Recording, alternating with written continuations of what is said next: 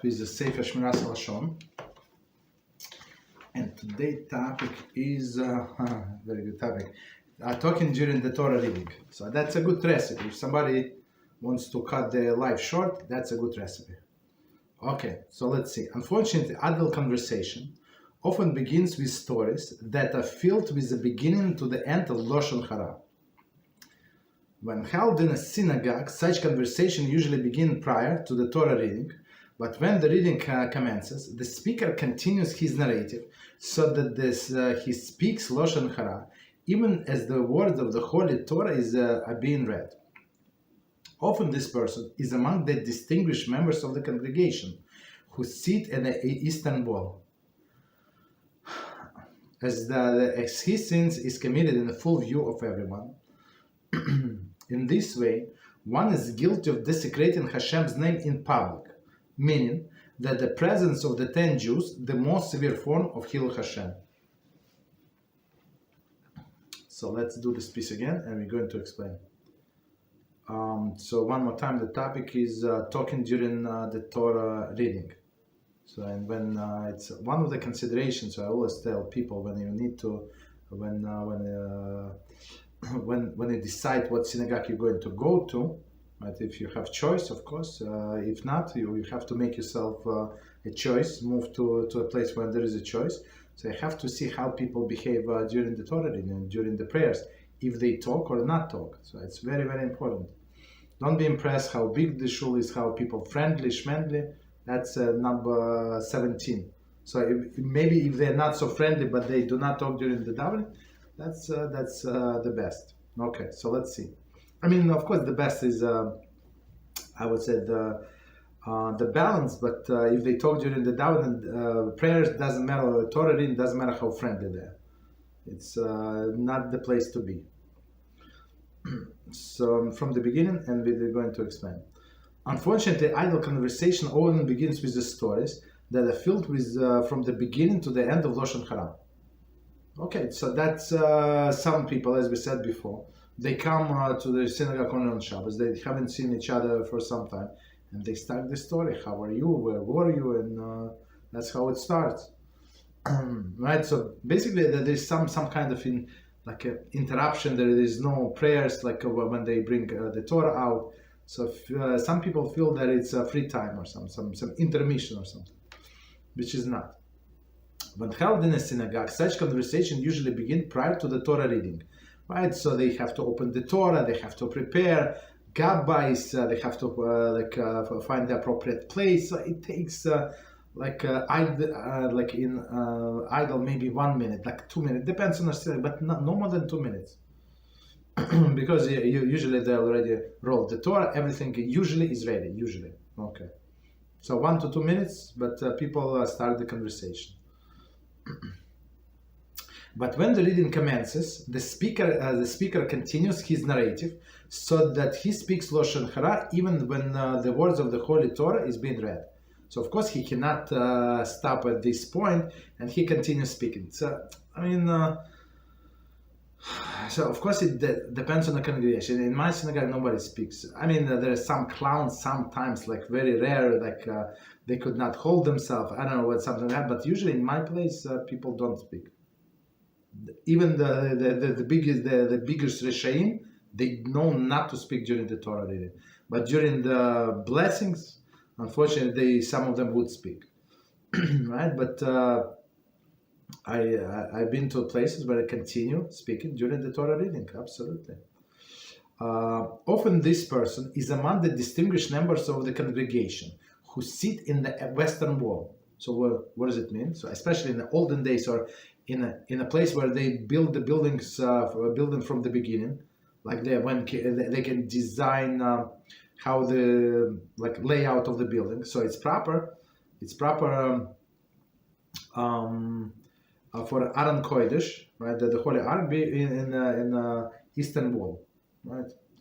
Eastern wall, and of course there is where a rabbi sits, and of course he faces the congregation. That's a different. If you want to know what's the difference between Rav and Rabbi, so a Rabbi faces the congregation. Rav faces the wall. That's the difference. Okay, so this rabbi faces the congregation. Usually there are chairs next to the rabbi for president, vice president, all of the presidents, all of the gvirim, all of the important people in the synagogue, and of course, like everybody facing them, and they're talking like how crazy you should be, like in front of everybody when Torah is being read. Often this person is among distinguished members of the congregation who sit at the eastern wall, right? So meaning facing everybody. So that his sins committed is full view of everyone. So it's not like he's in a corner, he's in the back, he's hiding some. No. It's in a view of everybody, right?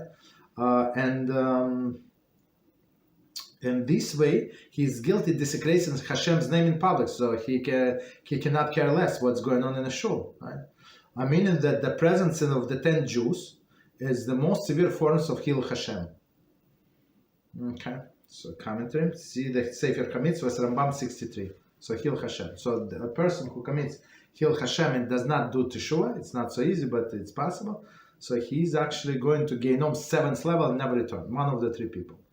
So it's not good to be in this category of people. So and when you looking for a synagogue, when you're looking to move, so that's the first thing that you have to assess. Do they talk during the davening or not? So if you think that you're going, somebody is going to come and change the whole congregation, and now they spoke, and now you're going to rebuke them, you're going to say Dvar Torah, and they're going to stop talking. So don't count on it too much, right? So it's better it's easier for us to move than change people. Okay. Continue. Not how many prohibitions this man has transgressed, meaning the one who is talking. Number 1, the prohibition against speaking Lashon Hara, right? Number 1. As signs for numerous other commandments, both positive and negatives, which one may transgress when speaking Lashon Hara. As we said, the count between the positive and negative, if I remember correctly, 21. Was it 21? Yeah, positive and negative. Of course, like it's almost impossible to transgress all of them, but many of them absolutely, like a combination of them, right? So it's one issue, huge issue. This Loshon Hara. Number 2, the sin of you shall not desecrate the holy name, as it says Vayikra 22:32, which is mentioned above as transgression in public. So person who talks in a shul, and shul, as we said before, is a miniature Beis Hamikdash, right? Beis Hamikdash miat, right? That small Beis Hamikdash. So he said, Hashem is not here. His presence is not here. Why? Because I'm here. I'm more important. So in these places, when nobody rebuked this person, so there is no Shekhinah. There is no point to go there to pray. Number 3, he has ignored the Torah reading, right? And actually, in the Torah reading, we're obligated to hear every word of what Baal Korah says. Of course, you have to follow along, but you follow along. To make sure that if you miss one word, like possible, right? So at least you read it yourself. Continue. Even if he has missed a single verse or single word, here we go, the sin is enormous. Meaning what? Because he was talking. If a person was, I don't know, he had a headache and he could not concentrate, and that's one thing. But if talking, the guy was talking, for sure, his sin is enormous for every word. And plus, I would say he actually prevented others from hearing. So for sure, it's he caused other people to sin. For our sages can consider a serious sin even to leave the synagogue while the Torah are reading in a progress.